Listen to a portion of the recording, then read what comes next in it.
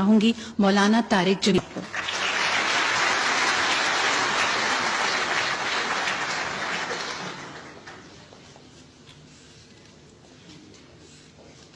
آ سکتا ہوں؟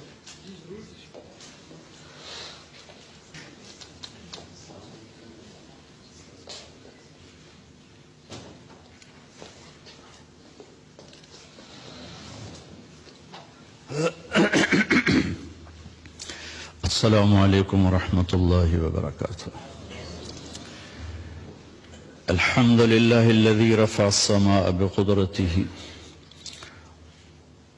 ودحى الأرض بمشيته وخلق الخلائق بإرادته واستوى على العرش كما يليق بجلاله وأشهد أن لا إله إلا الله وحده لا شريك له وأشهد أن سيدنا ومولانا محمدا عبده ورسوله أما بعد۔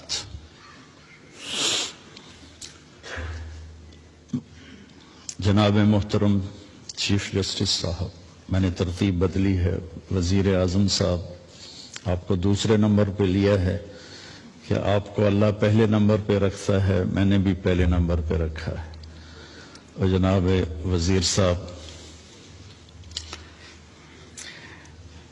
انسان کی تخلیق دنیا کا سب سے عظیم پروجیکٹ ہے، سب سے عظیم۔ جب اللہ اس کائنات کا پروجیکٹ پیش کرتا ہے تو یوں کہتا ہے، ان ربکم اللہ الذی خلق السماوات والارض فی 6 ایام ثم استوى علی العرش یغشی اللیل النہار یطلبہ حثیثا والشمس والقمر والنجوم مسخرات بامرہ۔ یہ چند الفاظ میں اللہ نے پورے کائناتی پروجیکٹ کو جو ہمارے سامنے رکھ دیا ہے، پورا نقشہ بنا کے کہ زمین سے لے کر آسمان تک جو کچھ ہے تیرے اللہ نے کیسے بنایا، یہ اس آیات کا خلاصہ ہے۔ پھر آخر میں اپنی حکومت جیتا، الا لہ الخلق والامر، خالق بھی اللہ ہے اور مالک بھی اللہ ہے۔ پھر آگے اپنا تعارف کراتا، فتبارک اللہ رب العالمین، کہ برکت والا ہے کائنات کا مالک اور رب۔ اور جب اللہ صرف ایک انسانی پروجیکٹ کو بیان کرتا ہے تو اپنا تعارف اور طرح سے کراتا ہے، وہ پیش کرتا ہوں۔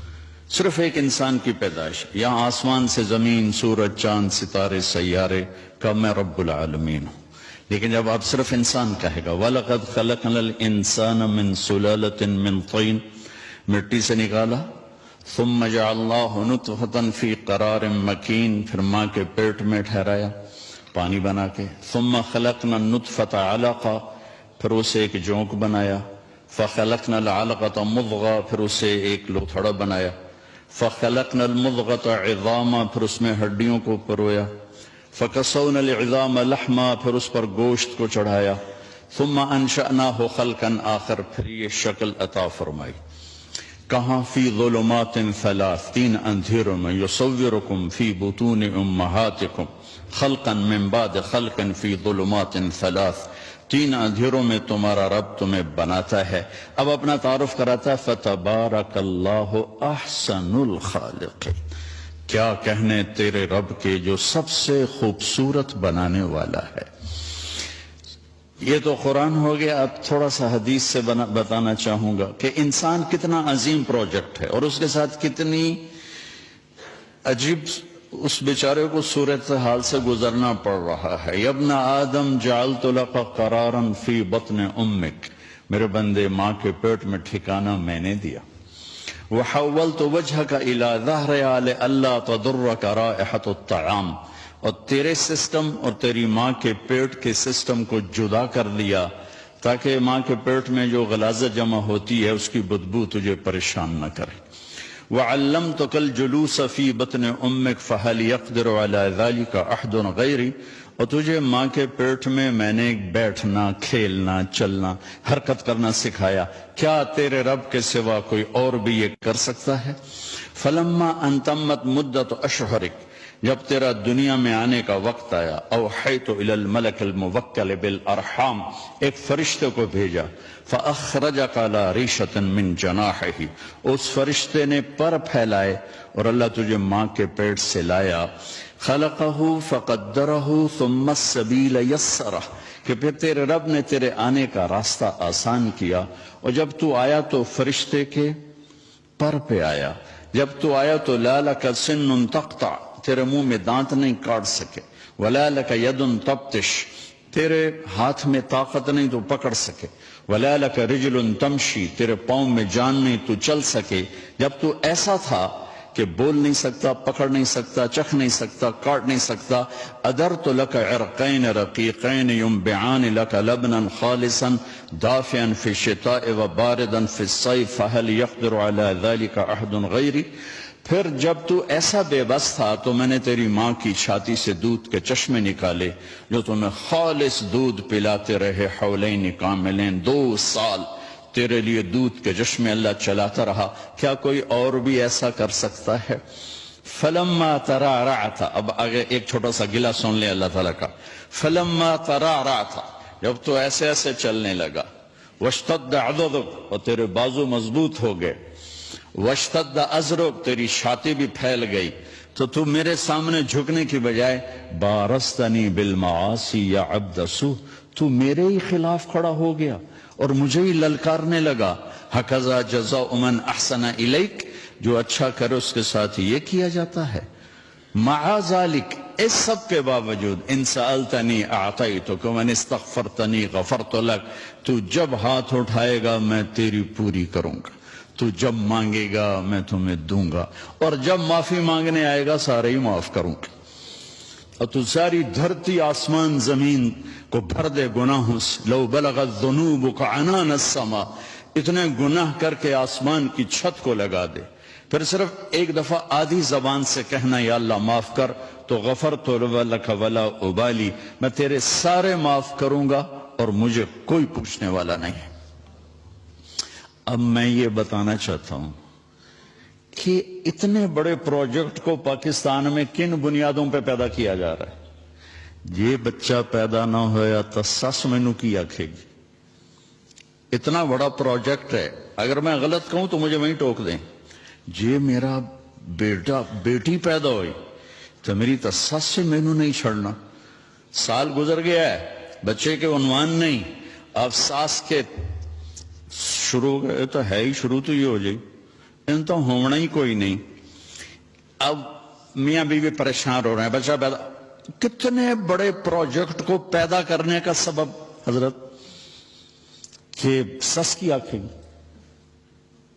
تو سورا کی آنکھیں گا تو نندوئی کی آنکھیں گا، نندا کی آنکھن گیاں، یہ ایک بہت بڑا ظلم و ستم ہے بچے کے پیدا کرنے کا سبب۔ آپ دیکھیں، میں دیہاتی آدمی ہوں، دیہات سے میرا تعلق ہے، یہ میرے دیہات کی پیدائش اسی پر ہو رہی، اور لڑکا کیا کہتا ہے، اگر اولاد نہ ہوئی تو میرے دوست کہن گئی اس کے تو پلے ہی ککھ نہیں، یہ تو ہے ہی ویلا، لہذا وہ چڑھ جاتا ہے پھر حکیموں کے ہتھے، شبابہ ور گولیاں، لگتا ہے پورا پاکستانی بیمار ہے، سورے پاکستان کی دیواروں پہ لکھا ہوا ہے شبابہ ور گولیاں۔ تو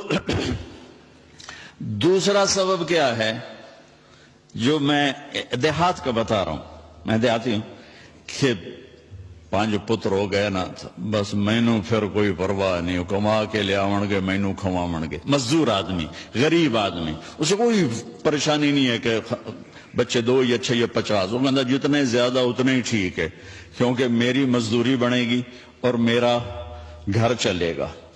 تو وہ کہتا ہے جتنے آ جاون اتنے مزدور، 5 بچے 5 مزدور، 10 بچے 10 مزدور۔ ابھی چند دن پہلے وہ ایک ہمارے گاؤں کے 10 بچے ہو گئے آدمی کے، میں نے کہا اپنی بیوی دا آپریشن کرا، اگر جو آدھی میں نہیں کریں دی تو اپنا کرا۔ تو میں حقائق پہ بول رہا ہوں کہ انسان کتنا قیمتی ہے، میں نے آپ کو قرآن سے بتایا میں نے آپ کو حدیث پاک سے بتایا. لیکن پاکستان میں اس پروجیکٹ کو بنانے پر کتنا بڑا ستم ہے. سبب کیا ہے؟ سس کی آکھے گی، سورا کی آکھے گا، میرے دوست منو کی آکھن گے تو پلے کچھ نہیں ہے. اور غریب کیا کہتا ہے؟ 10 کٹھے ہو جاؤں گے، دیہڑیاں کر کے لے آؤں گے میری روٹی. مالدار طبقہ کیا کہتا ہے؟ میری جائیداد کا وارث پیدا ہو جائے. میری جائیداد کہاں جائے گی؟ میں نے اتنے بنائے، میرے اتنے پروجیکٹ، میری اتنے ملے، ان کا وارث کون ہوگا؟ اگر کوئی بچہ نہ ہوا تو پھر وراثت کوئی اور لے جائے گا، وراثت دوسرے لے جائے گے. تو ان ساری چیزوں کے پیچھے جو سبب ہے جناب عزت مآب، وہ جہالت ہے. آپ کانفرنس کر رہے ہیں اسلام آباد میں، مسئلہ درپیش ہے پنجاب، سندھ، کے پی کے اور بلوچستان کے دیہاتوں کا، کہ وہ لوگ ان تک علم پہنچا ہی نہیں. اور میرے رب نے اپنے حبیب کو کہا الم نشرح لک صدرک وعلمک ما لم تکن تعلم. میرے محبوب، میں نے آپ کو کتنا بڑا علم دیا کہ آپ کا سینہ کھول دیا، اور میں نے آپ کو وہ بتایا جو آپ جانتے نہیں تھے. میں نے آپ کو اتنا دیا، اتنا کسی کو نہیں دیا. الم نشرح لک صدرک. پھر اللہ اپنے نبی سے کہہ رہا ہے وقل رب زدنی علما. میرے محبوب آپ مانگیے میں آپ کو علم دوں، زیادہ علم دوں، فوج دوں، لشکر دوں. یہ نہیں کہا کہ مجھ سے مانگیے میں آپ کو زیادہ علم دوں. پہلی وحی میرے رب کی میرے نبی پر اتری اور سمت کو پیغام دے گے اقرا بسم ربک الذی خلق خلق الانسان من علق اقرا وربک الاکرم الذی علم بالقلم علم الانسان ما لم يعلم. اور اس سے پیچھے حدیث کو کٹیں تو 5 دفعہ اقرا آیا ہے. اقرا جبریل ایسے شیٹ لے کر پڑھیے یا رسول اللہ.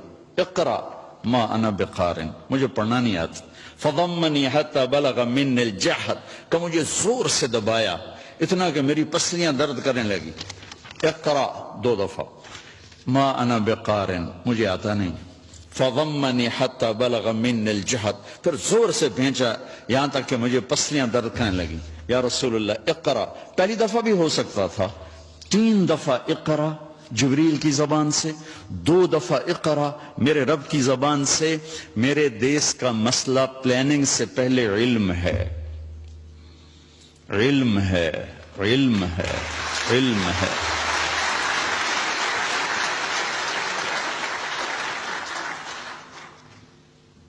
میں ابراہیم علیہ السلام کی ایک دعا، ساری حکومت بیٹھی ہوئی ہے، یہ سارے معزز قاضی صاحبان بیٹھے ہوئے ہیں.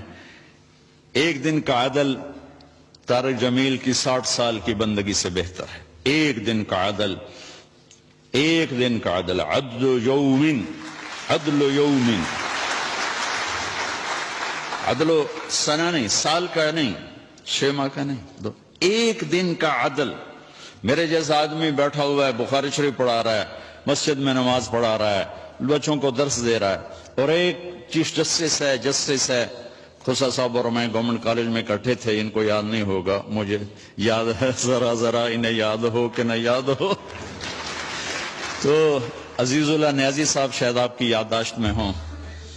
تو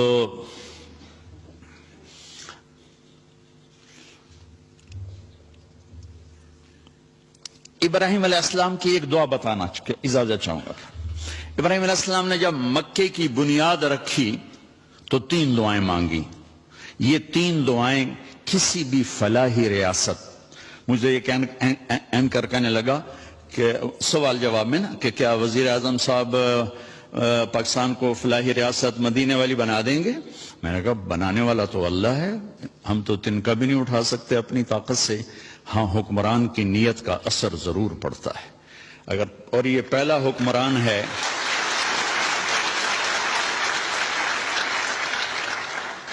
حکمران ہے جس نے مدینے کی فلاحی ریاست کا تصور پیش کیا، تو میں ان کو سلام پیش کرتا ہوں. تو اب کرے گا تو اللہ. چونکہ مولانا روم نے ایک حکایت لکھی ہے کہ بادشاہ شکار کو نکلا، راستہ بھٹکا تو باغ میں پہنچا، پیاس لگی تھی تو مالی سے کہا انار کا باغ تھا، بھائی جوس پلا دے. اس نے ایسے نچوڑا ایک انار تو پورا گلاس بھر گیا. تو بادشاہ کے دل میں آیا کہ اس پر تو ٹیکس لگنا چاہیے، یہ ٹیکس فری کیوں ہے؟ تو اس نے کہا ایک اور پلا. اس نے دوسرا نچوڑا تو گلاس آدھا ہوا. تو بادشاہ نے کہا پہلے بھر گیا اب آدھا. کہنے لگا جی لگتا ہے بادشاہ دی نیت خراب ہو گئی ہے. تو بادشاہ نے دل میں کہا یا اللہ میری توبہ, میں نے ٹیکس لگا تھا. کہا بھائی ایک اور پلا. اس نے پلایا تو پھر پورا بھر گیا. تو اس نے کہا اب کیوں پورا بھر گیا؟ کہا جی لگتا ہے نیت ٹھیک ہو گئی ہوگی. تو بادشاہوں کی یعنی اہل حکومت کی نیت کا اثر ہوتا. یہ پہلا شخص ہے جس نے کہا میں اسے فلاحی مدینہ کی فلاحی ریاست بناؤں گا. اللہ انشاءاللہ بنائے گا.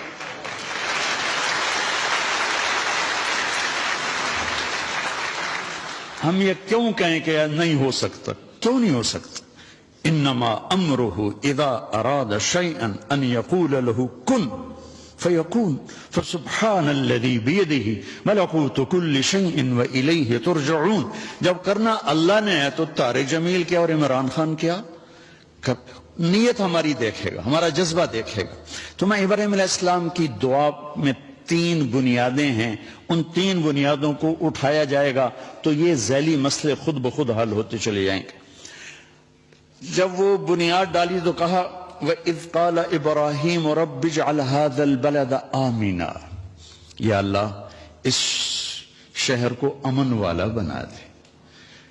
فلاحی ریاست کا پہلا تصور جو ابراہیم علیہ السلام نے پیش کیا کہ یا اللہ اس ریاست کو امن والا بنا دے.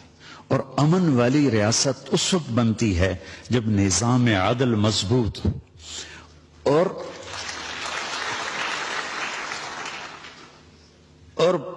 پولیس مضبوط ہو. پولیس پر سیاسی لوگوں کا جب تک تسلط رہے گا نظام لوگوں کو انصاف نہیں مل سکتا. اور قانون آپ کے جج حضرات سے سنا ہے کہ ہمارا قانون بہت کمزور ہے, بہت کم سالوں گزر جاتے ہیں ایک کیس کا فیصلہ ہوتے ہوئے. اس میں کیا کرنا چاہیے؟ یہ سارے فاضل جب صاحبان یہ بہت بڑی ہمارے پاس اللہ کی نعمت ہیں, ان کے ذمہ جو کام نہیں وہ بھی کرتے رہتے ہیں. سبحان اللہ. سلام ہے آپ کو. تو پہلی بات کہ یا اللہ اس بستی کو امن والی بستی بنا دے. دوسری بات وَارْزُقْهُم مِّنَ الثَّمَرَاتِ لَعَلَّهُمْ يَشْكُرُونَ. یا اللہ اس ملک والوں کو, اس دیس والوں کو پھل کھلا, روٹی نہیں آکھیا, پھل. پھل کا وہ کہتے ہیں جب معیشت مضبوط ہوتی ہے, اکانومی جب مضبوط ہوتی ہے. تو دوسری چیز فلاحی ریاست کی وہ معیشت ہے. اور معیشت اس وقت مضبوط ہوتی ہے جب انفرادی سطح پر تاجر سچ بولے, جھوٹ نہ بولے, سٹا نہ کھیلے, جوا نہ کھیلے, ذخیرہ اندوزی نہ کرے, دو نمبری نہ کرے, وعدہ خلافی نہ کرے. ایک نبی کی حدیث سنا دیتا ہوں اس کے ساتھ. میرے نبی نے فرمایا 4 باتیں مجھ سے لے لو اور آنکھیں بند کر کے سو جاؤ. صرف 4. کہ 4 باتیں مجھ سے لے لو, دنیا بھی تمہاری ہے, آخرت بھی تمہاری ہے. اربعن اذا کانت فیک ما ضرک ما فاتک من الدنیا حفظ امانت صدق حدیث حسن خلیقت عفت فی طعمت. میرے نبی نے فرمایا 4 باتیں سیکھ لو, چاہے اس ایوان میں ہو اور چاہے وہ تھر پارکر میں ہو اور چاہے چولستان میں ہو اور چاہے مدینہ میں ہو چاہے نیو یارک میں ہو. 4 باتیں مجھ سے لے لو. حفظ و امانت, کبھی کسی کو دھوکہ نہ دینا, سبحان اللہ, دیانت داری. صدق حدیث, ہمیشہ سچ بولنا, جھوٹ نہ بولنا. حسن خلیقت, اخلاق اچھے رکھنا, بد اخلاق نہ ہونا. عفت فی طعمت, رزق حلال کمانا, حرام نہ کمانا. تو معیشت مضبوط ہوتی ہے انفرادی سطح پر تاجر سچ بولے, صحیح تولے, ملاوٹ نہ کرے, کھوٹ نہ ہو, ذخیرہ اندوزی نہ ہو. اور حکومتی سطح پر ہے کہ سود کو نکالا جائے اور ہر وہ شق جس سے مال چند ہاتھوں میں آ جاتا ہے اس کی حوصلہ شکنی کی جائے تو معیشت مضبوط ہوتی. تیسری فرمائی ربنا وابعث فیہم رسولا منہم یتلو علیہم آیاتک ویعلمہم الکتاب والحکمت ویزکیہم انکا انت العزیز الحکیم. اللہ ان میں کوئی بھیج ایسا اپنا بندہ جو انہیں علم سے آشنا کرے, جو انہیں علم سے آشنا کرے, جو انہیں علم سے آشنا کرے، جو ان کا تزکیہ کرے، جو انہیں علم سکھائے، انہیں کتاب کا علم دے، انہیں حکمت کا علم، کائناتی علم بھی دے، دنیاوی علم بھی دے، دینی علم بھی دے، اخلاقی علم بھی دے، اور ان کے اخلاق کو خوبصورت بنائے۔ تو یہ 3 بنیادیں ہیں جناب چیف جسٹس، کہ امن ہو، معیشت مضبوط ہو، اور علم ہو، اور ان دونوں کی ماں علم ہے۔ علم ان سب پہ سر فہرست ہے، کہ علم انفرادی سطح پر چور کو چوری سے روکے گا۔ وہ یہ کہے گا اللہ دیکھ رہے۔ حضرت عمر رضی اللہ عنہ کا دور ہے، اور ایک اب رات کو گشت کر رہے ہیں، تو ایک ماں بچی سے کہہ رہی دودھ میں پانی ملا دے، تو وہ کہتی ہے امیر المومنین عمر نے روکا ہے۔ وہ کہتی ہے عمر کون سا دیکھ رہا ہے؟ کہ وہ تو نہیں دیکھ رہا، عمر کا رب تو دیکھ رہا ہے۔